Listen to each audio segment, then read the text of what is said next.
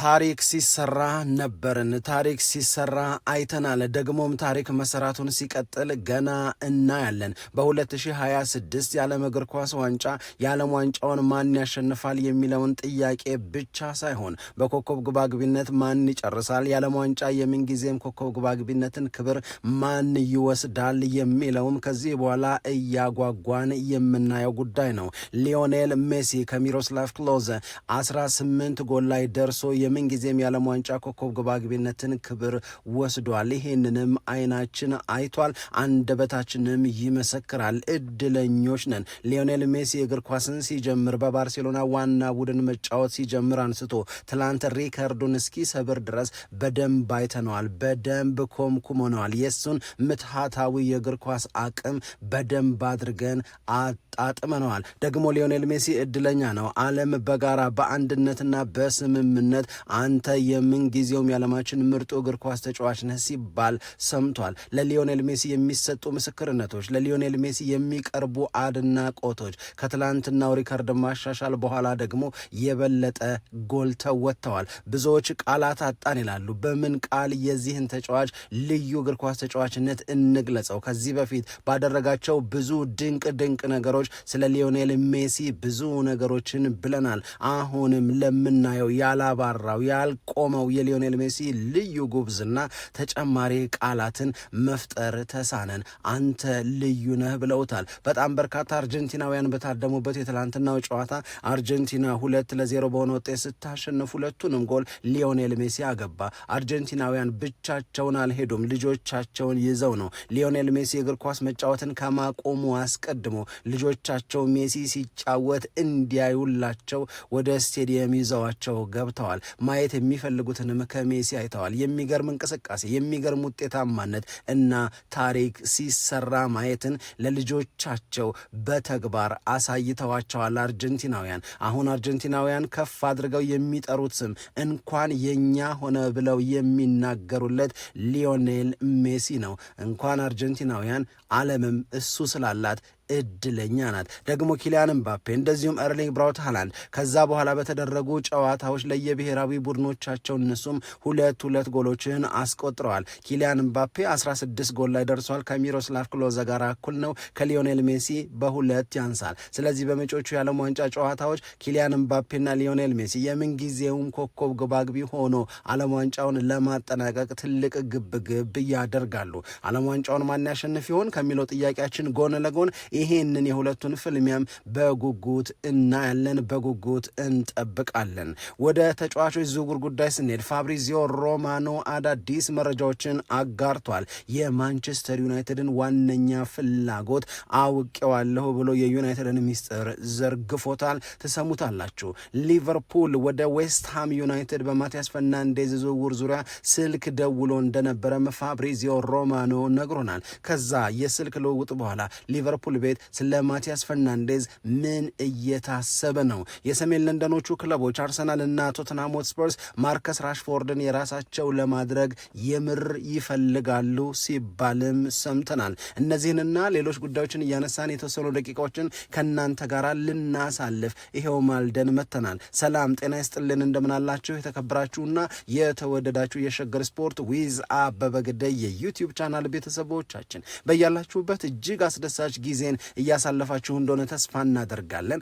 መልካሙን ሁሉ ለናንተ እንመኛለን። ታዲያ ይህንን ሸገር ስፖርት ዊዝ አበበ ግደይ የሚለውን የእኛን የዩቲዩብ ቻናል ሰብስክራይብ አድርጉ፣ የደውል ምልክቱን ተጫኑት፣ ሊንኩን ለሌሎች አጋሩና በተከታዮች ቁጥር እንድንበዛ የምንሰራቸው ፕሮግራሞችም ብዙ ሰዎች ጋር መድረስ እንዲችል አጋሩ ሊንኩን እንላለን። ለምታደርጉት ትብብርም እጅግ በጣም አድርገን እናመሰግናለን።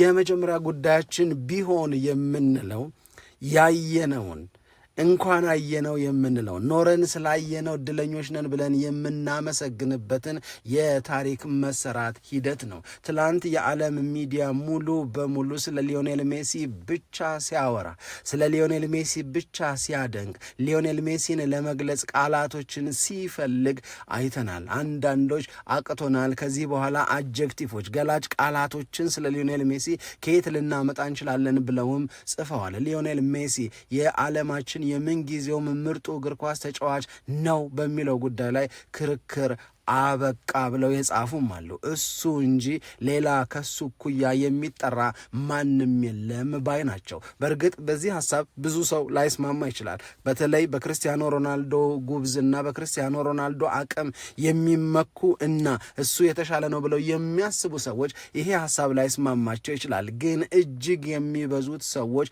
አሁን ለሊዮኔል ሜሲ እጅ ከመስጠት ውጪ አማራጭ ያላቸው አይመስልም። ሊዮኔል ሜሲ አሳምኗል። ሊዮኔል ሜሲ የሚገርመውን አቅሙን በዚህ በ2026 የዓለም ዋንጫም ላይ በሚገባ እያሳየ ነው። በኋላ በመደበኛ ፕሮግራማችን ላይ ከሊዮኔል ሜሲ ጋራ በተያዘ ከኪሊያን ምባፔ ጋራም አስተሳስረን የምናነሳቸው ዝርዝር መረጃዎች እንደተጠበቁ ሆነው ለዚህ ለማለዳ ግን ዣቪ ሄርናንዴዝ የእሱ የቡድን ጓደኛ የነበረ ገና ሊዮኔል ሜሲ ዋናውን ቡድን መቀላቀል ከመጀመሩ በፊት ስለሱ የሰማ የጻፈውን የተናገረውን ለዚህ ማለዳ እናጋራችሁ።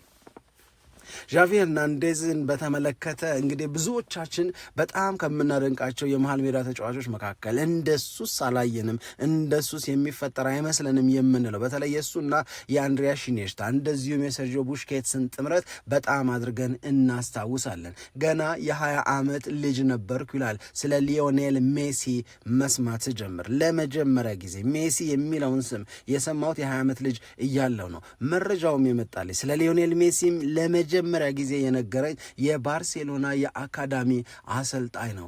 ደወለልኝ፣ አንድ ልጅ መጥቷል፣ የሚገርም ነው፣ ከዚህ በፊት ከማንም ላይ ያላየሁትን የተለየ አቅም የያዘ ሊዮኔል ሜሲ የሚባል ጉደኛ ልጅ መጥቶልሃል አለኝ። ይህንን መረጃ ስሰማ የተለመዱ ታዳጊዎች ሲመጡ የሚታይባቸውን መነሻ አቅም መነሻ በማድረግ የሚሰጡ አስተያየቶች መካከል እንደ አንዱ ነበር የቆጠርኩት። እውነት ለመናገር ተጠራጥሬ ነበረ። በቃ እንደዚህ የሆነ ልጅ ሲመጣ እንደዚህ ብሎ መግለጽ የሆነ ልጅ ሲመጣ እንደዚህ ብሎ መግለጽ የተለመደ ስለሆነ፣ ምክንያቱም ዓለም ላይ ምርጥ የሚባሉ ተጫዋቾች አብዛኞቹ በላማሲያ ወይም በባርሴሎና አካዳሚ ውስጥ ያለፉ ናቸው። እነዚህ አይነት ተጫዋቾች ትልቅ ደረጃ ደርሰው ያየናቸውን ያህል መነሻቸው ላይ በጣም ተደንቀውባቸው የአካዳሚ አሰልጣኞች ነገር ግን ገፍተው ጎልተው ትልቁ መድረክ ላይ ገዝፈው ያልወጡ በጣም ተጫዋቾች አሉ፣ ብዙ ተጫዋቾች ናቸው። ስለዚህ እንደነዚህ ያሉ ተጫዋቾች መካከል አንዱ ሊሆን ይችላል ሊዮኔል ሜሲ ብሎ የነገረኝ ብሎ ነው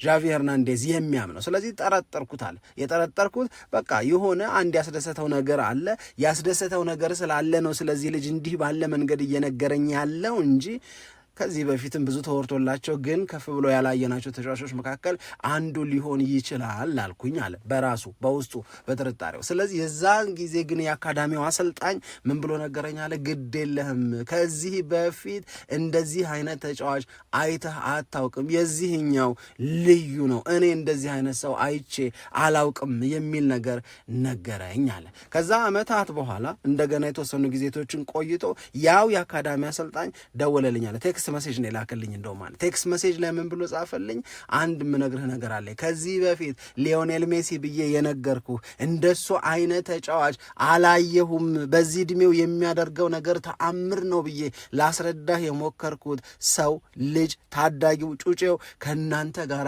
ነገ ልምምድ ይሰራል አለኛል። ስለዚህ የዚህን ሰዓት ላይ ይሄ ሰው ያኔም እንደዛ ባለ ስሜት ነበር ሲነግረኝ የነበረው፣ አሁንም እንደነዚህ ያሉ መልእክቶችን ነው እያስተላለፈ ያለው አልኩ። ከዛ በኋላ ማስታውሰውን ነገር ልንገራችሁ ይላል ዣቪ ሄርናንዴዝ። የባርሴሎና ኢንሃውስ ቲቪ ላይ ነው ይታይ የነበረው፣ በቻናሉ ላይ ይታይ ነበረ። ከዛ በኋላም ሊዮኔል ሜሲን በተመለከተ የሚወጡ በጣም ብዙ ክሊፖች አሉ። ከዛ በተባለው መሰረት ከዋናው ቡድን ጋር ልምምድ ሊሰራ ሊዮኔል ሜሲ መጣ አለ። ሲመጣ ሁላችንንም ነው አፋችንን ያስከፈተን አለ። ምንድን ነው ይሄ ልጅ እያደረገ ያለው? ይሄ ልጅ አይደለም ነገሩ። በጣም ዝምተኛ ነው ግን በጣም አግሬሲቭ ነው። በጣም ዝምተኛ ነው ግን በጣም ደግሞ ጠንካራ ሰራተኛ ነው። በጣም ዝምተኛ ነው ደግሞ በጣም ኮምፒቲተር ነው ወይም ተፎካካሪ ነው። ማንም በሱ ላይ የበላይነትን እንዲወስድበት ብልጫ እንዲወስድበት እሱ በሚሰጠው ሚና ማንም እንዲልቀው አይፈልግም።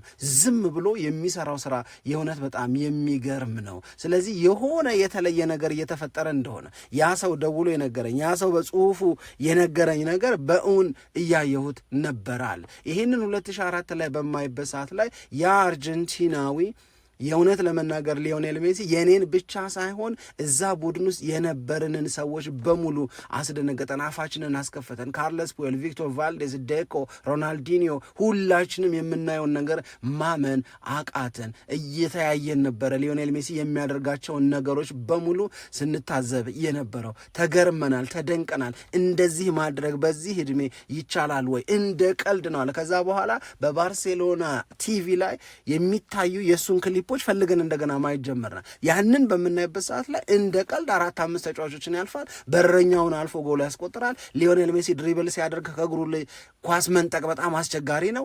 ከዛ እንደነዚህ ያሉ ክሊፖችን ከታዳጊዎቹ ጋር ከጩጮቹ ጋር ያደርግ የነበረውን ነገር የ2004 የባርሴሎና ዋና ቡድን ላይ ገብቶ አሁን የተጠቀሱት ተጫዋቾች እንደነ ካርለስ ፑዌል፣ ቪክቶር ቫልዴስ ግብ ጠባቂው፣ እንደዚሁም ዴኮ፣ ሮናልዲኒዮ በነበሩበትም ያንኑ ድፍረት ያንኑ አቅሙን ሲያሳይ ሁላችንም ደነገጥናል። ይሄ ኖርማል አይደለም አለ። ይሄ የተለመደ አይደለንም። ያኔ እኮ ሊዮኔል ሜሲ ገና 16 ዓመቱ ነው የሚል ነገርን አነሳ እና ብዙዎቻችሁ ስለ ሊዮኔል ሜሲ ስትናገሩ የማይሰማው ሊዮኔል ሜሲ በጣም ከምታስቡት በላይ ጠንካራ ሰራተኛ ነው፣ ፊርስ ኮምፒቲተር ነው፣ እንደዚሁም ደግሞ አግሬሲቭ ነው። በሜዳ ውስጥም ከሜዳ ውጭም በጣም አግሬሲቭ ነው። ሁሌም ለድል ጥማት አለው፣ ሁሌም ለድል ጉጉት ያለው ተጫዋች ነው ሊዮኔል ሜሲ የሚል አስተያየትን ሰጠ እና ኳስን ይዞ ወደፊት በሚሄድበት ሰዓት ላይ የሆነ ነገር ለማድረግ እንጂ ለሾው ኦፍ አይደለም የሆነ ነገር ጥረት የሚያደርገው የሚል አስተያየትን ሰጥቷል እና ማመን አቃተን። የፈጣሪ ያለ እንላለን አለ በተደጋጋሚ ሊዮኔል ሜሲ የተወሰኑ ነገሮችን ሲያደርግ። ስለዚህ እነዚህ አይነት ነገሮችን ሲሞክር ለማጥቃት የሚያደርጋቸው እንቅስቃሴዎች የእውነት ለመናገር በዛ የባርሴሎና አካዳሚ ውስጥ በጣም ብዙ ተጫዋቾች አልፈዋል። በሊዮኔል ሜሲ ሌቭል በዛ እድሜ ግን ማንም ከዛ በፊትም ከዛ በኋላም ታይቶ የሚያውቅ የለም የሚል አስተያየቱን ሰጥቷል። ሌላው ቀርቶ በባርሴሎና ይላል ዣቪ ሄርናንዴዝ ይህንን ብቻ ሳይሆን ወደ ኤዥያ ቱር ስናደርግ እኔና ሊዮኔል ሜሲ አንድ ክፍልን እንድንጋራ ተደርጎ ነበረ። ጨዋ ነው፣ ዝምተኛ ነው፣ በጣም ኢንትሮቨርት ነው አለ። ከራሱ ጋር ብቻ ነው ሊዮኔል ሜሲ ጊዜን የሚያሳልፈው። ከሰዎች ጋር መቀላቀል፣ ከሰዎች ጋር መነጋገር፣ ይሄ ባንዴ ጥልቅ ብሎ ፍሬንድሺፕ ውስጥ መግባት ምናምን አይነት ነገር የለበትም። ዝምተኛ ነው። እናም ቴሌቪዥን ለመክፈት ያስፈቅደኛል፣ የሆነ ነገር ለማድረግ ያስፈቅደኛል። ይሄንን ማድረግ እችላለሁ፣ ይሄንን ላደርግ ፈልጌ ነበረ፣ ትፈቅድልኛል ይለኛል አለ። ፊል ፍሪ ለዋለሁ አለ። ብዙ ጊዜ በጣም ነፃ እንዲሆን አበረታታው ነበርና ሊዮኔል ሜሲ እዚህ ደረጃ መድረሱ ከእድገቱ ጀምሮ ላዩት ሰዎች አይገርምም።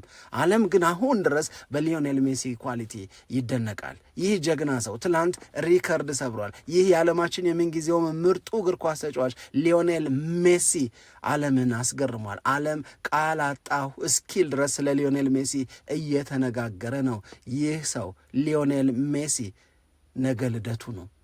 ዓለም በእርግጠኝነት ከልደቱ ጋር ተያይዞም ስለ ሊዮኔል ሜሲ ብዙ ማውራቱን ይቀጥላል። በመደበኛ ፕሮግራማችን በዝርዝር የምንመለከታቸው የሌሎች ሰዎችም ምስክርነት ይኖራል። ክርክሩ አበቃ ባዮች በጣም ብዙ ናቸው። ለሊዮኔል ሜሲ በብቸኝነት አንተ የምንጊዜም የዓለማችን ምርጡ እግር ኳስ ተጫዋች ነህ ልንለው ይገባል ይላሉ። ደግሞም የፈረንሳይ ጀግና ኪሊያን እምባፔም በፈረንሳይና በኢራቅ መካከል በተደረገውና ፈረንሳይ 3-0 ባሸነፈችው ጨዋታ ላይ 2 ጎሎችን አስቆጥሯል። እሱም የሚሮስላቭ ክሎዘን ታሪክ ተጋርቷል። 16 ላይ ደርሷል። ከሊዮኔል ሜሲ በ2 ያንሳል። በሁለቱ ተጫዋቾች መካከል በ2022 የዓለም ሻምፒዮን ለመሆን የተደረገውን ትግል ጥረት ሁላችንም እናስታውሳለን። አሁን ደግሞ ለዓለም ዋንጫ አሸናፊነትም እንደገና ደግሞ ለዚህ ክብርም ይተናነቃሉ። በእርግጥ ኪሊያን ምባፔ ለዚህ ክብር ግድ የለኝም፣ የኔ ዋናው ፍላጎት የዓለም ዋንጫን ማሸነፍ ነው። ጎል ባስቆጥር ደስ ይለኛል። ጎል የማገባው ግን ሪካርዱን ለመስበር እገሌን ለመብለጥ ብዬ አይደለም። እኔ እርግጠኛ ነኝ ሊዮኔል ሜሲ በየጨዋታው ጎል ሊያስቆጥር እንደሚችል ብሎ ስለ ሊዮኔል ሜሲ ይመሰክርና ነገር ግን እኔ ጎል የማስቆጥረው ፈረንሳይ የዓለም ዋንጫውን እንድታሸንፍ እኔ እንደገና የዓለም ሻምፒዮን ለመሆን ነው ይላል። ኪሊያን ምባፔ ነው ይህንን የሚናገረው። ግን በእርግጠኝነት በኪሊያን ምባፔ እና በሊዮኔል ሜሲ መካከል አንድም ይህንን የዓለም ዋንጫ በኮከብ ግባግቢነት ለማጠናቀቅ፣ ሁለትም ደግሞ የዓለም ዋንጫ የምንጊዜም ኮከብ ግባግቢነትን ክብር የራስ ለማድረግ ትንቅንቁ ይቀጥላል። ሊዮኔል ሜሲ ከዚህ በኋላ የዓለም ዋንጫ የሚኖረው አይመስለኝም። ኪሊያን ምባፔ ግን ገና ወደፊት በጣም ብዙ ያገለግላል። ገና በጣም ብዙ ታሪኮችን ይሰራል። ይቆይ ይሆናል እንጂ የዚህ ክብር መጠሪያ ኪሊያን ምባፔ የመሆን እድሉ በጣም በጣም ሰፊ ነው። ወደ ተጫዋቾች ዝውውር እንሂድ። ወደ ተጫዋቾች ዝውውር በምንሄድበት ሰዓት ላይ ፋብሪዚዮ ሮማኖ የተለያዩ ጉዳዮችን አጋርቷል። ፋብሪዚዮ ሮማኖ ካነሳቸው ነገሮች መካከል አንደኛው ማንቸስተር ዩናይትድ በዚህ ክረምት ራሱን በሚገባ ያጠናክራል። ራሱን በሚገባ በሚያጠናክርበት ጊዜ የሚድፊልዱ ቦታ ላይ የተለያዩ ተጫዋቾችን በአማራጭነት እያየ ማቲያስ ፈርናንዴዝ የማንቸስተር ዩናይትድ መሆኑ አይቀርም። አሁን በተወሰነ ደረጃ ጠንከር ያለ ፉክክር ከቶተንሃም ሆትስፐርስ እየቀረበ ነው ያለው። ነገር ግን ሱፐር ፌቨራይት ነው ይለዋል ማቲያስ ፈርናንዴዝን የራሱ በማድረግ ረገድ። እንደ ፋብሪዚዮ ሮማኖ አገላለጽ ከሆነ ማቲያስ ፈርናንዴዝ ይሄ ወር የፈረንጆቹ ሰኔ ከማለቁ በፊት የማንቸስተር ዩናይትድ ተጫዋች መሆኑ ይረጋገጣል። ዛሬ 23 ነው። ስለዚህ ሰኔ ሊያበቃ የቀሩት ወደ 7 አካባቢ ቀኖች ናቸው። በእነዚህ 7 ቀናት ውስጥ የማቲያስ ፈርናንዴዝ ዝውውር ወደ ማን ዩናይትድ ሙሉ በሙሉ ይጠናቀቃል የሚል እምነት አለው። ለዚህ ነው ማንቸስተር ዩናይትድን ሱፐር ፌቨራይት የሚለው። ማንቸስተር ዩናይትድም ሆርጌ ሜንዴዝን እንደዚሁም ደግሞ የዌስትሃም ዩናይትድ ሰዎችን አነጋግሯል። ስለዚህ ከነዚህ መነጋገሮች በኋላ ዩናይትድ በእርግጠኝነት ይሄ ልጅ ከኔ አያመልጥም የኔ ነው የሚሆነው ብሎ ሌሎቹ ትኩረቶቹ ላይ እየሰራ ነው የሚገኘው። በዌስትሃም እና በማንቸስተር ዩናይትድ መካከል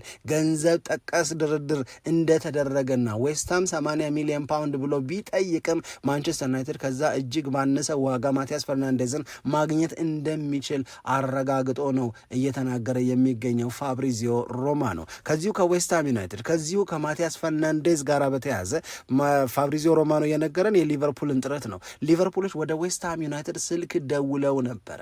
የደወሉበት ዋነኛም ብቸኛም ምክንያት ይህንን ማቲያስ ፈርናንዴዝ የተባለን ተጫዋች መውሰድ እንፈልጋለን የሚል ነው። ያንን ስልክ ልውውጥ አደረጉ ሊቨርፑሎች እና ዌስትሃም ዩናይትዶች። ከዛ በኋላ ግን ሊቨርፑል መልሶ ጉዳዩንም አላነሳውም። በማቲያስ ፈርናንዴዝ ዙሪያ ዌስትሃምን ስልክ ደውሎ ሲያነጋግሩ የሊቨርፑል ሰዎች ምን ቢባሉ ነው ተመልሰው ያላነጋገሩት ብሎ ይጠይቃል። ይህንን በተመለከተም ሲናገር ምናልባት ተጫዋቹ የማንቸስተር ዩናይትድ የመሆን እድሉን በተመለከተ ሊቨርፑሎች መረጃ ስለደረሳቸው፣ አርሰናልም ማቲያስ ፈርናንዴዝ ላይ ፍላጎት ነበረው። ነገር ግን የልጁ ዩናይትድን የመቀላቀል እድል ሰፊ መሆኑ ስላሳመነው ትቶታል።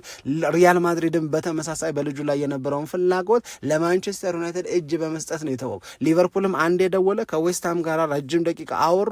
ነገር ግን የሊቨርፑልና የዌስትሃም ሰዎች ያንን የስልክ ልውውጥ ካደረጉ በኋላ በድጋሚ የማቲያስ ፈርናንዴዝ ስም በሊቨርፑል ሰዎች አልተጠራም። ደውለው እንዳነጋገሩ ግን አውቃለሁ ይላል። ይህንን የሚናገረው ፋብሪዚዮ ሮማኖ ነው። ፋብሪዚዮ ሮማኖ ግን ማቲያስ ፈርናንዴዝን ማስፈረም ኤሊየት አንደርሰንን፣ አደም ዋርተንን፣ ካርሎስ ባሌባን፣ ሳንድሮ ቶናሊን እንደነዚህ ያሉ ስሞችን ከማንቸስተር ዩናይትድ ጋር ሲነሱ ሰምታችሁ ሊሆን ይችላል። እኔ ግን አንድ ነገር ልንገራችሁ፣ በእርግጠኝነት የማንቸስተር ዩናይትድ የዚህ ክረምት ዋና ተፈላጊ ተጫዋች ኦሬሊየን ቹዋሚኒ ነው ብሏል ፋብሪዚዮ ሮማኖ። ማንቸስተር ዩናይትዶች ሪያል ማድሪድ የሚሰጣቸውን ፍንጭ ነው እየጠበቁ ያሉት። የማንቸስተር ዩናይትድ ሰዎች ሪያል ማድሪድ ኦሬሊየን ቹዋሚኒን እንደሚሸጠው ከወሰን በደቂቃ ነው በዝውውሩ ላይ ተሳትፎ የሚያደርጉት፣ በደቂቃ ነው ወደ ድርድር ውስጥ የሚገቡት። ምክንያቱም እነሱ ለዚህ ተጫዋች ያላቸው አድናቆት በጣም በጣም የተለየ ነው ብሎ ነው እሱ ያስቀመጠው። ስለዚህ አሁን ያልታወቀው ነገር ይሄ ልጅ ከሪያል ማድሪድ ጋር ይቀጥላል ወይስ አይቀጥልም? ሪያል ማድሪድ እና ኦሬሊየን ቹዋሚኒ አብረው የሚቀጥሉ ከሆነ ማንቸስተር ዩናይትድ ምንም ማድረግ አይችልም። ይሄንን ተጫዋች ለመሸኘት እሱም በሌላ ለመተካት በተለይ እንደነ ኤንዞ ፈርናንዴዝ ባሉ ተጫዋቾች ለመተካት የሚወስን ከሆነ ማንቸስተር ዩናይትድን የሚቀድመው የለም። የማንቸስተር ዩናይትድ የዚህ ክረምት ሚድፊልድን ከማጠናከር አንጻር ዋነኛው ፍላጎቱ ቹዋሚኒ ነው። ኤሊየት አንደርሰን እና ሌሎች ተጫዋቾች እንደ ምትክ ሊታሰቡ ይችላሉ እንጂ በማንቸስተር ዩናይትድ ቤት ስለሱ ያላቸው ስሜት፣ ስለሱ ያላቸው ፍላጎት ለሌሎች ካላቸው ይልቅ በእጅጉ የተለየ ነው። ስለዚህ ማንቸስተር ዩናይትድ የሚጠብቀው ሁለት ነገር ነው። አንድ፣ ሪያል ማድሪድ ተጫዋቹን ሊሸጥ እንዲወስን፣ ሁለት፣ ሪያል ማድሪድ የሚጠራውን የዝውውር ዋጋ መስማት ነው። ሳለሪን በተመለከተ ኦሬሊያን ቹዋሚኒን አነጋግሮ ማሳመን እንደማያቅተው ያምናል። ስለዚህ ማንቸስተር ዩናይትድ በሌሎች ተጫዋቾች ዝውውር ዙሪያ ጋብ ቢያደርግ እንቅስቃሴውን ጋብ ቢያደርግ ጥረቱን የኦሬሊያን ቹዋሚኒን ጉዳይ እየጠበቀ ነው ይላል ፋብሪዚዮ ሮማኖ። በእርግጥም ይህንን ተጫዋች የዓለማችን ምርጡ ዲፌንሲቭ ሚድፊልደር ነው ኦሬሊያን ቹዋሚኒ። ይህንን ተጫዋች ማግኘት ለማንቸስተር ዩናይትድ የሚጨምርለት አቅም ልዩ ነው የሚሆነው። ሌላ ነገር የሰሜን ለንደን ክለቦች ቶተንሃም ሆትስፐርስ እና አርሰናል፣ እነዚህ ሁለት ተጫዋቾች ለማንቸስተር ዩናይትድ የሚበጅ ይሆን ማንቸስተር ዩናይትድን የሚጎዳ ባላውቅም፣ ሁለቱም ተጫዋቾች ግን ማርከስ ራሽፎርድን በተመለከተ ጠንካራ ፍላጎት አላቸው። ፍላጎታቸውም የምር ነው ተብሏል። አርሰናል ማርከስ ራሽፎርድን በማስፈረም የራሱን የግራ መስመር እንቅስቃሴ የበለጠ ከፍ ማድረግ እንደሚችል፣ የበለጠ ውጤታማ ማድረግ እንደሚችል ያምናል። በዚህ ረገድ አርቴታ ያለው መተማመን በጣም ከፍ ያለ ነው። ሁለተኛው ፈላጊው እናም ከአርሰናልም ይልቅ የበለጠ ፈልጎታል የሚባለው ሮቤርቶ ደዘርቢ ይህንን ልጅ ብታገኙልኝ በጣም ደስ ይለኛል ያለው ማርከስ ራሽፎርድን ነው። እናም በዚህ ወቅት ለቶተንሃም ሆትስፐርሶች የተነገራቸው ነገር ይሄ ተጫዋችን የምናስፈርም ከሆነ እኮ በሳምንት 325,000 ፓውንድ ልንከፍለው ግድ ነው፣ የዚህ ተጫዋች ሳምንታዊ ደሞዝ ውድ ነው አሉ። ግድ የለም ይከፈል የሚል አይነት አቋም በቶተንሃም ሰዎች ተይዟል ነው። ስለዚህ ማርከስ ራሽፎርድን ከማንቸስተር ዩናይትድ ለመውሰድ እነዚህ ሁለት የሰሜን ለንደን ክለቦች ቶተንሃምና አርሰናል የሚያደርጉት ትንቅንቅ ለዩናይትድ ትርፍ ነው ወይስ ደግሞ ጉዳት የሚለውን ለማወቅ ቢያስቸግርም አርሰናልም ወሰደው ቶተንሃም ሆትስፐርስ ለማንቸስተር ዩናይትድ ግን 40 ሚሊዮን ፓውንድ መክፈል ይጠበቅባቸዋል። ማንቸስተር ዩናይትድ ማርከስ ራሽፎርድን መሸኘት ቢችል እና በሽኝቱ ገንዘብ ቢሰራ የመጀመሪያ ምርጫው ነው እስካሁን ድረስ። ነገር ግን ደግሞ ይህንን ማድረግ ካልተቻለ ማርከስ ራሽፎርድን በማቆየት አልከስርምም ብሎ እየሰራ ነው የሚገኘው። ስለዚህ አርሰናል የእውነት እነ ጋብርኤል ማርቲኔሊን እነ ትሮሳርድን ሸኝቶ እዛ ቦታ ላይ እነ ሞርጋን ሮጀርስን እያሰበ እዛ ቡድን ላይ እንደገና ማርከስ ራሽፎርድን በመጨመር ይጠቀማል ወይ? ቶተንሃም ኦፍኮርስ ይጠቀማል። አርሰናል ግን አፕግሬድ ነው እያደረገ ያለው ወይንስ ደግሞ ተገቢ ያልሆነ ውሳኔ ነው እየወሰነ ያለው የሚለው ያው ለእያንዳንዳችን የተለያየ አስተያየት ልንሰጥበት የምንችል ጉዳይ ይሆናል። ግን ማርከስ ራሽፎርድን ሰሜን ለንደኖች እየተሻሙበት ነው። ደግሞ ሌሎች ጉዳዮችን ስናነሳ ለምሳሌ ትናንትና በነገራችን ላይ የፈረንሳይና የኢራቅ ጨዋታ 131 ደቂቃ ተቋርጧል በአየር ሁኔታ ምክንያት። የመጀመሪያው 45 አለቀ 1-0። ከዛ በኋላ 131 ደቂቃ ተቋርጦ ነው በሉ ወደ ሜዳ ግቡ ተብሎ ጨዋታው የቀጠለው። ፈረንሳይ ያምራልም ያስፈራልም። ኪሊያን ምባፔ፣ ኤርሊንግ ብራውት ሃላንድ፣ ሊዮኔል ሜሲ አሁንም እነዚህ ልጆች የሚጫወቱት በደሞ በአጠቃላይ በምድባቸው ተመሳሳይ ቀን ላይ ነው ጨዋታቸውን የሚያደርጉት። ሜሲን ምሽት 2 ሰዓት ላይ አየን፣ ሌሊት ላይ ፈረንሳይን አየን፣ በጣም ሊነጋ ሲል ደግሞ ሴኔጋልና ኖርዌይ ያደረጉትን ጨዋታ አየን። ኖርዌይ 3-2 በሆነ ውጤት ያሸነፈችበትን። በቃ ዓለም ዋንጫ ደስ ይላል። በጣም ብዙ የምናወራው በጣም ብዙ የምንነጋገረው ነገር እየሰጠን ነው የሚገኘው። አሁንም በድጋሚ እንዳጀማመራችን ነው መዝጋት ያለብን። እውነት ለመናገር እድለኞች ነን። ታሪክ ሲሰራ አይተናል። ታሪክ ሲሰራ ነበርን። ታሪክ መሰራቱ ይቀጥላልና ገና እናያለን። አብራችሁን ስለነበራችሁ እጅግ በጣም አድርገን እናመሰግናለን። ደግሞም በመደበኛ ፕሮግራማችን በተለያዩ ጉዳዮች ዳግም ከእናንተ ጋር ለመገናኘት ያብቃን። ይህንን ቻናል ሰብስክራይብ አድርጉት፣ የደውል ምልክቱን ተጫኑ፣ ሊንኩን ለሌሎች ማጋራታችሁንም አትርሱ እንላለን። ለድጋፋችሁ ከልብ ከልብ እናመሰግናለን። ሰላም ለእናንተ ይሁን። ኢትዮጵያ ለዘለዓለም ትኖር።